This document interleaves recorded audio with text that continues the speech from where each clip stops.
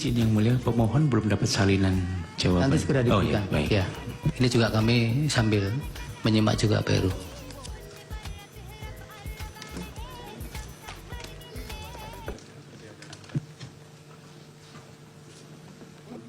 Penuh narasi-narasi dan asumsi-asumsi yang sedemikian rupa yang terkesan untuk menggiring opini seakan-akan kekalahan dari para pemohon adalah karena adanya kecurangan pemilu. Narasi-narasi yang dikembangkan dan yang dibangun seakan-akan rakyat memilih Prabowo Gibran adalah karena kecurangan dan karena adanya bansos. Terus terang, hal ini sangat menyakitkan dan melukai hati masyarakat Indonesia dan menafikan hak mayoritas rakyat Indonesia untuk menentukan pilihannya dengan bebas.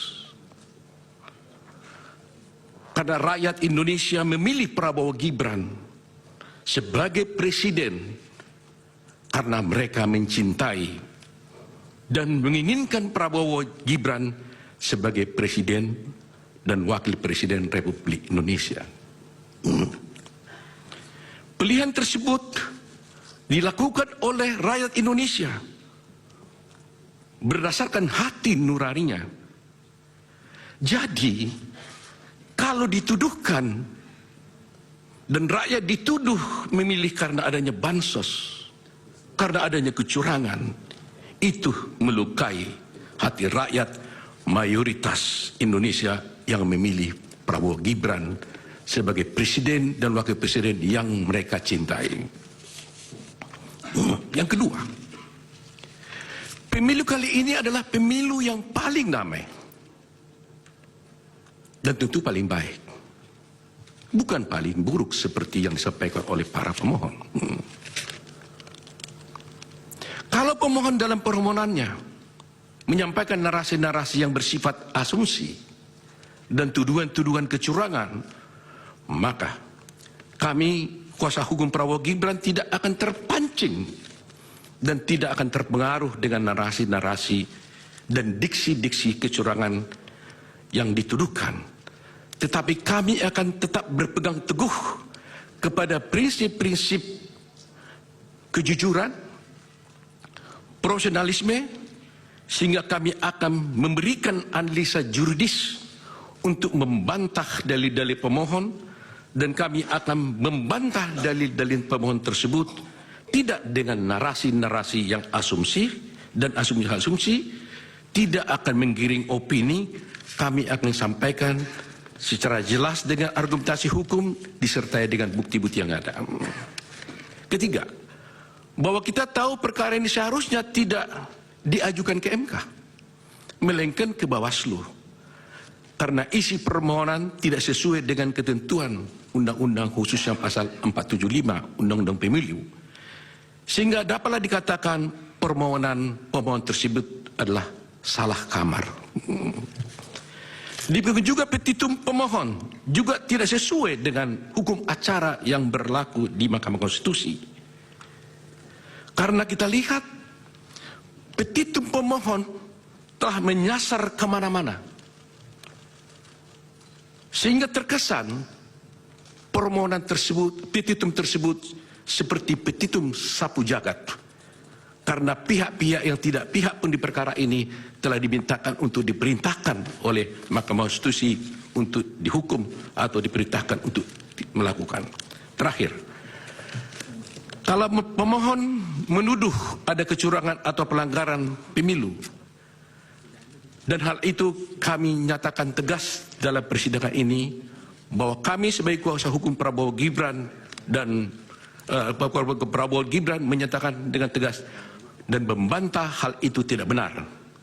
Tetapi justru para pemohonlah, pihak pemohonlah yang melakukan kecurangan tersebut, dan kami akan buktikan di dalam persidangan ini nantinya. Demikian dengan terkait yang mulia. Untuk selanjutnya kami tidak mengulangi lagi dari awal pembacaan kami, Saya hanya mengatakan bahwa kami bertindak atas nama Prabowo Subianto dalam perkara ini, yaitu dalam di mana telah kami sampaikan keterangan pihak terkait dalam perkara nomor 1 PHPU Pres 22 Romawi garis miring 24, dan kami lanjut langsung ke halaman 6. Yang mulia, Yang mulia, pasal 6 ayat 3 Undang-Undang Dasar Republik Indonesia tahun 45 menyebutkan, yaitu di ayat 3, pasangan calon presiden dan wakil presiden yang mendapatkan suara lebih dari 50% dari jumlah suara dalam pemilihan umum dengan sedikitnya 20% suara di setiap provinsi yang tersebar di lebih dari setengah jumlah provinsi Indonesia dilantik menjadi presiden dan wakil presiden. Berdasarkan norma konstitusi dimaksud, maka pihak terkait telah memenuhi persyaratan yang diamanatkan oleh konstitusi sehingga wajib dilantik menjadi presiden dan wakil presiden Republik Indonesia periode 2024-2029. Tingginya perolehan jumlah suara yang sah diperoleh pihak terkait sudah barang tentu menunjukkan adanya kepercayaan keinginan begitu tinggi dari mayoritas rakyat Indonesia di hampir seluruh wilayah negara Republik Indonesia, termasuk daerah pemilihan luar negeri, guna memberikan amanat kepada pihak terkait untuk menjadi presiden dan wakil presiden Republik Indonesia 2024-2029.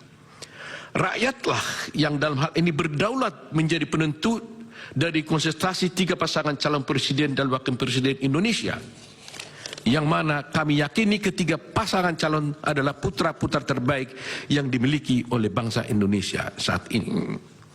Berkenaan dengan pasal 6A ayat 3 Undang-Undang Dasar Negara Republik Indonesia tahun 45, dan katanya dengan hasil pemilihan umum presiden dan wakil presiden tahun 2024 tersebut di atas, maka pihak terkait mengingatkan agar semua pihak secara bijak, penuh kehati-hatian dan dengan penuh rasa tanggung jawab secara bersama-sama senantiasa menjaga agar norma pasal 6A ayat 3 Undang-Undang Dasar ini dimaksud tidak terlanggar.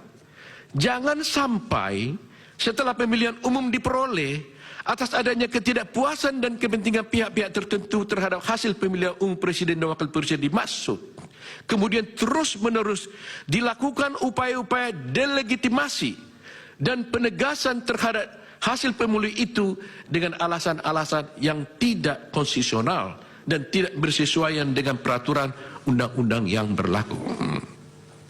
Dalam konteks ini, bila mana kita mencermati permohonan dari pemohon akuo, maka tampak adanya upaya-upaya yang tidak berlandaskan hukum